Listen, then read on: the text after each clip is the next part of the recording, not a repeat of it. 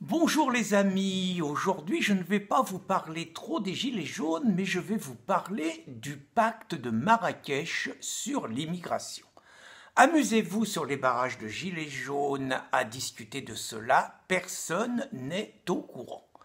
Et pourtant c'est extrêmement grave puisque le 9 et 10 décembre, Macron à Marrakech, avec l'ONU, s'apprête à signer un pacte qui revient à considérer que l'immigration est un droit de l'homme et que les accueillir devient un devoir pour les pays.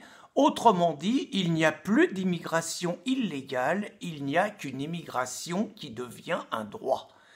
Naturellement, vous discutez de cela, et j'ai eu une discussion particulièrement animée avec un militant d'extrême gauche sur un barrage, vous discutez de l'immigration et de son prix, vous avez la multiplication des arguments démagogiques. Du fric, il y en a.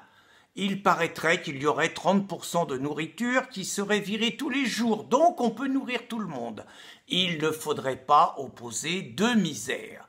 La France serait naturellement responsable par ses multinationales et par la guerre qu'elle a créée en Libye de toute la misère qui aujourd'hui sévit en Afrique et il serait normal qu'elle paye la conséquence du prix de ses dirigeants. Ces gens-là se prétendent les amis des classes populaires et cherchent à radicaliser le mouvement. Mais ils peuvent nous raconter tout ce qu'ils veulent, les 850 € par mois qu'on donne à des clandestins qui n'ont jamais cotisé, les soins gratuits qui leur sont prodigués, quand quelques-uns des nôtres n'ont plus de mutuelle, 5 millions d'entre eux, et ne se soignent plus, les hébergements gratuits qui leur sont prodigués, quand 1 million de nos compatriotes attendent un logement social décent, les repas gratuits, quand 5 millions de nos compatriotes vivent avec 700 € par mois et ne mangent pas forcément tout ce qu'ils veulent le matin et le soir. Ce que nous coûtent les associations dites immigrationnistes, les subventions dont elles se gavent, les salaires de leurs militants qui par ailleurs ne trouveraient pas de travail s'ils n'avaient pas ce retour sur investissement militant. Le prix des forces de l'ordre nécessaires pour protéger un tout petit peu les populations, le prix de la sécurité pour faire face quand même à une surdélinquance qui n'est pas sans rapport avec la nature de l'immigration que nous connaissons.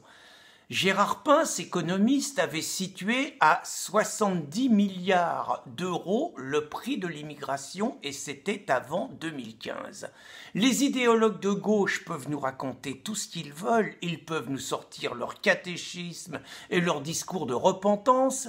Il n'empêche que ces sommes colossales qui sont données à des immigrés dans une période de chômage de masse, dans une période où 10 millions des nôtres sont en état de pauvreté et dans une période où 5 millions vivent sous les 700 €, sont autant d'argent qui ne vont pas aux plus pauvres d'entre nous, ceux qui majoritairement se retrouvent sur les barrages.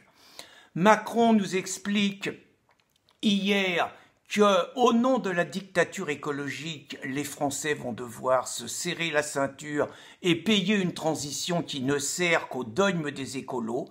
Macron n'a pas dit, et personne ne veut le dire parce que la gauche est immigrationniste, que la dictature immigrationniste que nous allons subir, le pacte de Marrakech, va encore alourdir une facture migratoire déjà fortement alourdie par la facture écologique.